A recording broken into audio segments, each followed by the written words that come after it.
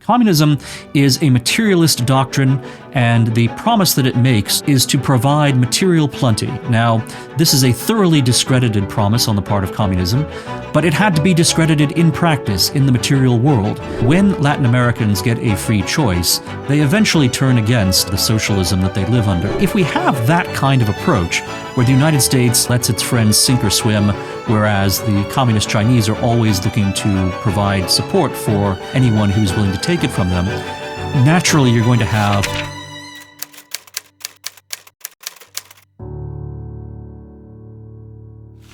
In Europe, the Cold War has been over for some 35 years, and younger Americans don't have the slightest conception of what this decades-long struggle between the Soviet Union and the United States was like. But in a sense, the Cold War never really ended in the Western Hemisphere itself. Cuba has remained communist the entire time, and we've also, in recent decades, had a drift of Venezuela into the column of socialist dictatorships, first under Hugo Chavez and more recently under Nicolas Maduro. There also is throughout Latin America a tendency for the left wing to be strongly anti-American, anti-United States, and anti-capitalist. So a socialist left is still very much alive throughout Latin America, and at times it takes a quite virulent form.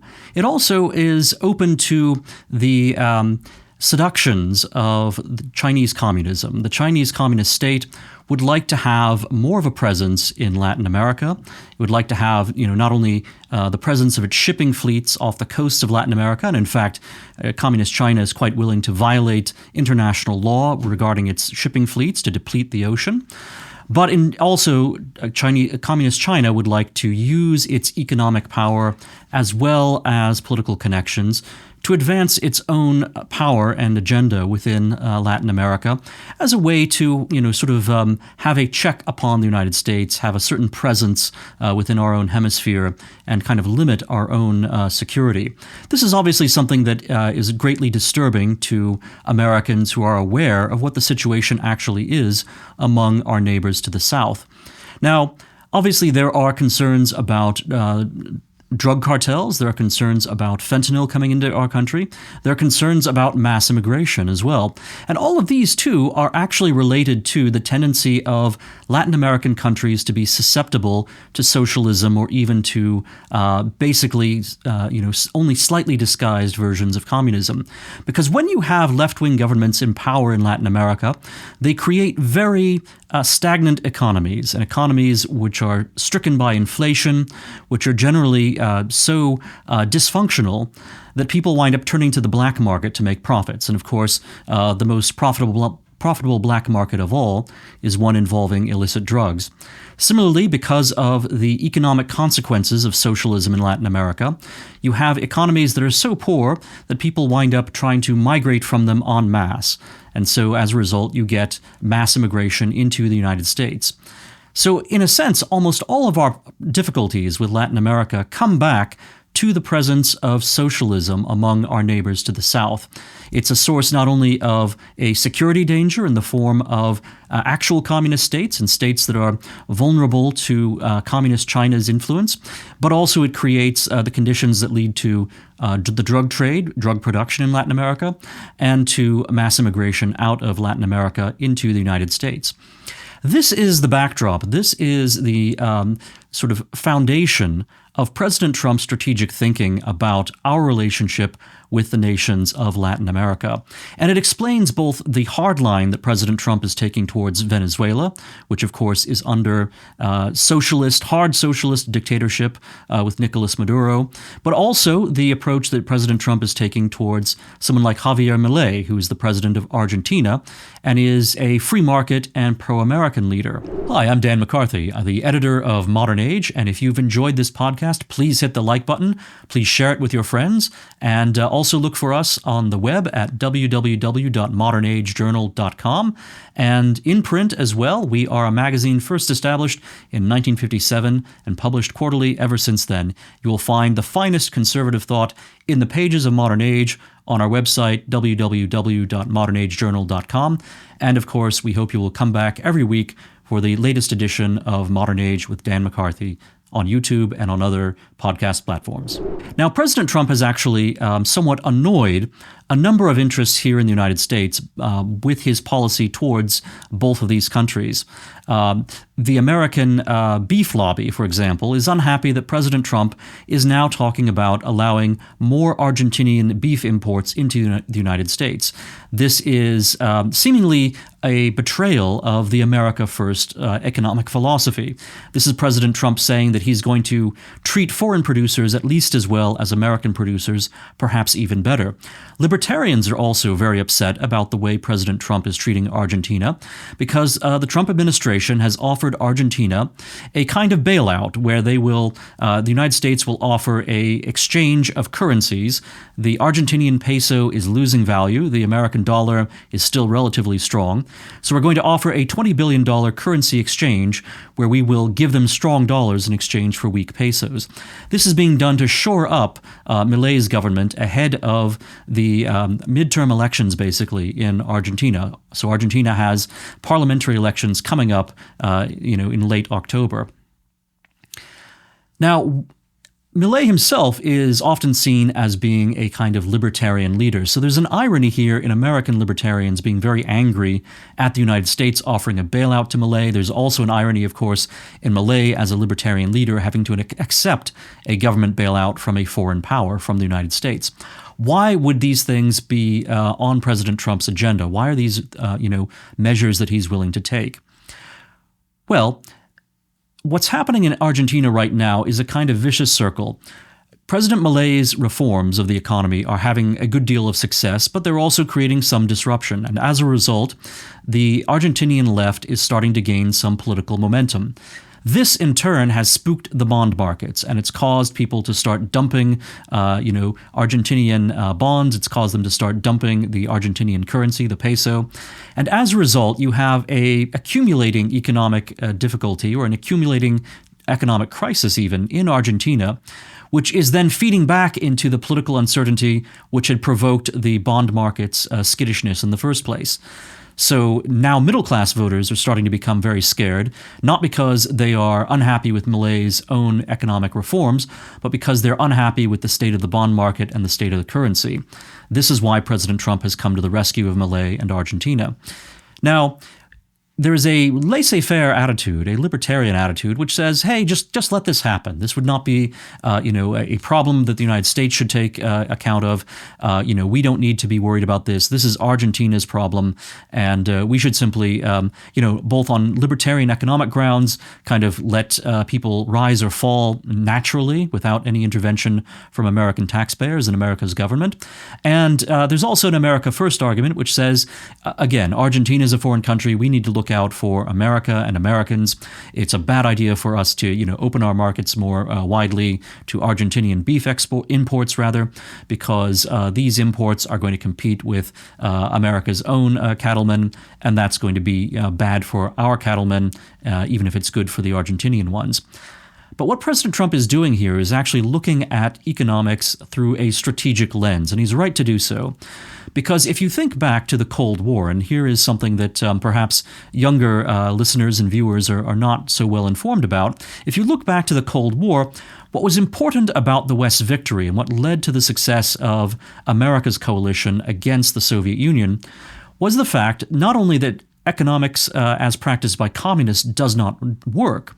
Not only the fact that, communist economies had empty supermarket shelves and all sorts of, sort of low growth and very unhappy workers and no opportunities for economic advancement, or very few, unless you became a member of the Communist Party and were then being advanced for political reasons. So you had deeply dysfunctional economies in Eastern Europe and in the Soviet Union itself. But that by itself would not have been enough. What was necessary was to show that actually free market economies, Western economies, could succeed and could fill the supermarket shelves and could produce the kind of economic happiness that communism could not produce. Now, throughout the Cold War, which lasts for several decades, there are numerous crises that strike Western Europe. And in fact, Western Europe begins the Cold War era in a crisis, because after World War II, Western Europe had been severely devastated economically. There were terrible food shortages. You had actual starvation, on the continent. You had, price controls, rationing. I mean, it was a nightmarish economic situation in the wake of World War II. The United States, in a variety of ways, helped to alleviate that situation, both through private charity and also through enormous amounts of government expenditures, including the Marshall Plan. The United States was willing to intervene to support Western European prosperity and Western European economies because, not because we wanted Western Europe to be dependent on us, but rather because we wanted to help the Europeans get up onto their own 2 feet so that they could not only feed their people but also be prosperous and show by their prosperity that they were a much healthier kind of civilization, a much healthier kind of society than the communist societies to their east. And this worked. Western Europe was far more prosperous than Eastern Europe, and as a result, Eastern Europeans looking across their borders saw that their cousins to the west were much better off, and that, in addition to all of the other evils, the suppression of religion, the suppression of national patriotism that came with communism, there was also a material deficiency on the part of communism. Communism is a materialist doctrine, and the promise that it makes to people is to provide material plenty. Now, this is a thoroughly discredited promise on the part of communism, but it had to be discredited in practice in the material world. And this is what happened during the Cold War in Europe through the prosperity of Western Europe as well as the poverty of Eastern Europe. When Trump is looking at Latin America, he's trying to make the same point. He's trying to show that free market economies can be very prosperous and are much better. And of course, the leaders of free market economies tend to be much more pro-American than the leaders of socialist states and of statist economies. So the idea here is to help Milei get through a rough patch in order that he can continue to carry through his reforms and make a free market success out of Argentina, even if there has to be this patching loan or this patching amount of aid coming through from the United States. That may be a deviation from pure free market economics. It may be something that is, in principle, very irritating to libertarians, especially in the United States, especially even to American taxpayers who are on the hook for providing these funds. And yet the long-term reason for doing this is actually to help advance liberty and to help advance free markets and to help advance American allies in Latin America. If we don't do that, just imagine the perverse consequences. So Communist China is very eager to offer support for anyone who would like to take it from Beijing. Certainly Communist China is eager to support left-wing regimes in Latin America, but they'll support almost anyone as long as their clients are willing to accept the strings that come attached to the money that comes from Beijing and the trade arrangements that come from Beijing. If the Chinese are willing to make these offers to Latin America and the United States offers nothing, the United States simply says, well, you're on your own, you might have been a friend to us before, but now we're happy to see you, kind of thrown into the jungle, and if you survive, that's great, but if you don't, if your government falls and socialists come in your place, we're perfectly okay with that. That's just a natural political tendency. That's just a natural response to economics. If we have that kind of approach, where the United States lets its friends sink or swim, whereas the communist Chinese are always looking to provide support for anyone who's willing to take it from them, naturally you're going to have Latin America drift in the direction of communist China. Now, that, of course, poses some difficulties for the communist Chinese themselves. They get more leverage over the continent. They get more, power within America's own hemisphere. But they also, of course, wind up having to use a lot of their own wealth to subsidize failing governments in Latin America. Nevertheless, for strategic reasons, the communist Chinese are quite willing to do this, and they certainly want to have a greater presence within America's own neighborhood, within the neighborhood of the United States. So we are well advised, not only for strategic reasons, but ultimately even for our long-term economic interests, to be willing to support friends like Javier Milei against socialists within their country, against economic forces which, because of political fears, are causing economic difficulties for a country like Argentina, and headwinds pushing back against the reforms that Milei is trying to implement. It's absolutely appropriate that we should help to create conditions that will be propitious in the long run for free market economies and pro-American, pro-United States governments governments throughout Latin America. And there's plenty of evidence that, when Latin Americans get a free choice, they eventually turn against the socialism that they live under. So Bolivia has just in the past week had elections which not only threw out a socialist government which had been in power for 20 straight years, but in fact, the socialist government was so unpopular at this point that its candidate didn't even make the final round of the presidential election. So the presidential election that was held was between a more staunch conservative and a centrist but pro-business moderate.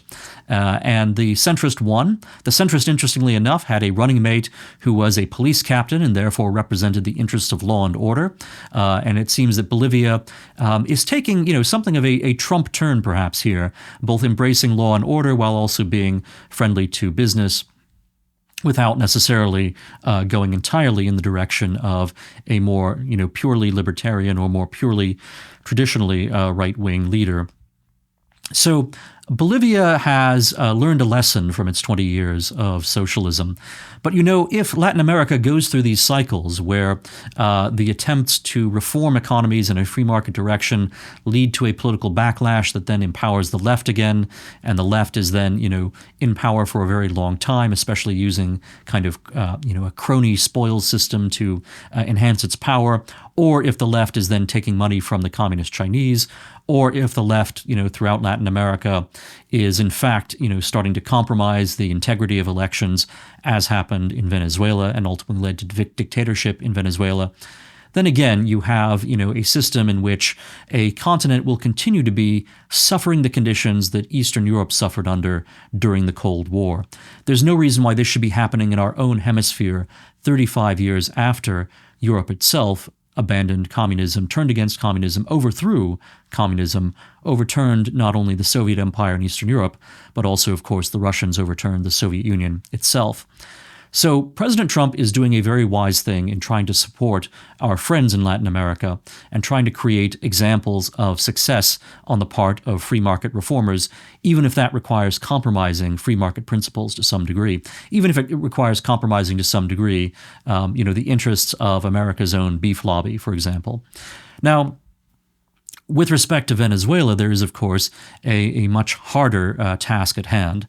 So President Trump is trying to destroy boats coming from Venezuela, which may be carrying drugs. President Trump is also authorizing CIA operations within Venezuela.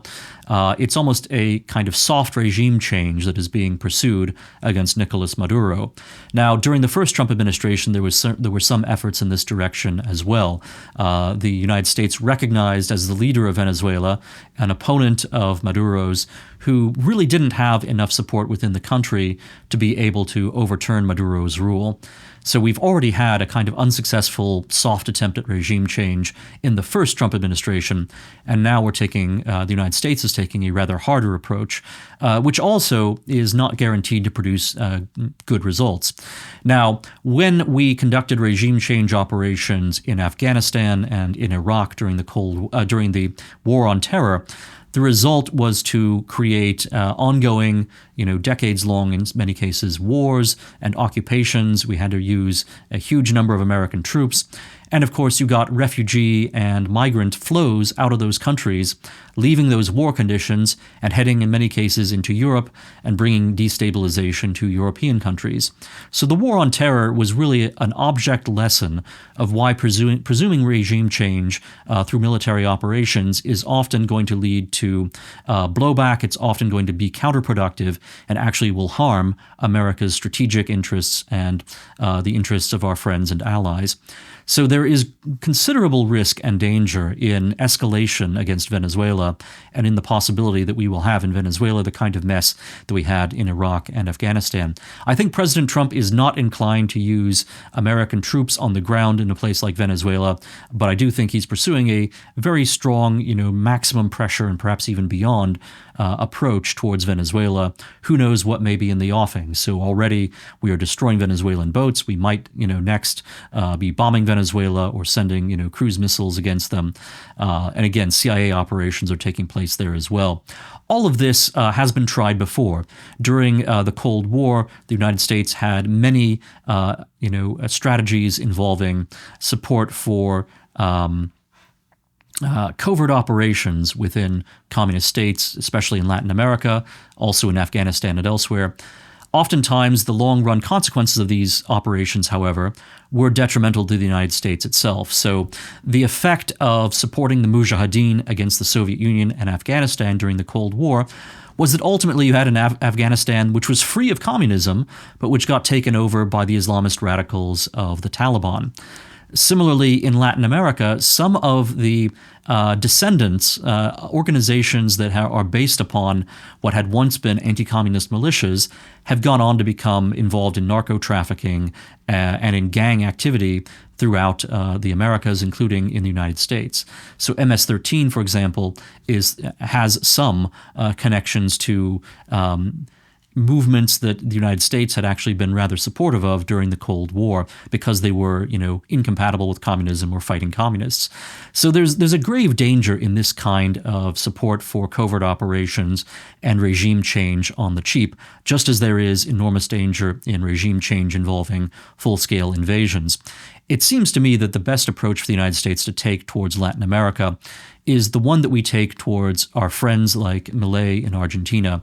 It should be encouraging the American way. It should be encouraging, economic reform in a free market direction. It should be encouraging prosperity and stability among our allies. And then the contrast between the success of our allies and the terrible conditions that exist in places like Venezuela, that will be the most powerful spur to the people of Venezuela themselves to bring about their own kind of regime change by their own initiative. That's the strategy that worked during the Cold War. It worked in Europe, and it can work again now in Latin America.